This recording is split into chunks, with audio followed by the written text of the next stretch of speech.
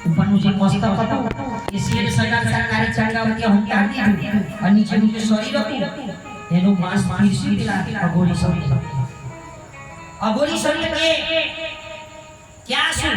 આ તમારા દીકરાનું ફરિયા મળમૂત્ર વાળું શરીર છે આ માંસ છે મારે એ નહીં જમવું કે પ્રભુ હવે તમારે કયું માંસ જમવું એ સાજુ તમારે કયું જમવું આટલું તમને પૂછ્યું મારો દીકરો આપી દીધો તમારે કે દીકરો એટલો બધો વાલો હતો કે એનું માથું કેમ તમે સંતાડી દીધું કે મને એનું માથું જમાડો અઘોરી શરીર એવું કીધું કે મને એનું માથું જમાડો એટલું જ નહીં હવે તમે જમાડો તો નવ દંપતીની જેમ તમે સજીને એ છેલ્યાનું માથું ખાંડીને મને જમાડો આપણે ખવાઈની ખાંડે ના એ છેલ્યાનું માથું તમે ખાંડી મન જમાડો નિયમ કે એક લીટી પડવું જોઈએ નહીં વિચાર કરો ભગવાન કેવી પરીક્ષા કરે અને આવી પરીક્ષા કરે તારે ભગવાન મળે હવે તો સુલભ થઈ ગયા ભગવાન મળવા એવું તમને કહું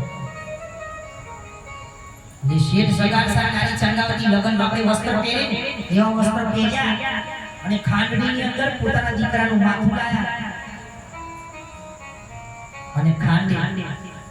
અને કીધું સમજે કે હાલનું ગાંડા ગાંડા મારા દીકરાનું માથું ખાંડજો વિચાર કરે માતા પિતા કેવા છે કે પોતાના હાથે પોતાના દીકરાને ખાંડવો પડ્યો કેમ કે સંતના ભૂખી જાય અને આવું જો નિયમ પાલન કરો ને તો ભગવાન મળે હાલડું ગાંડા ગાંડા માથું ખાંડ હે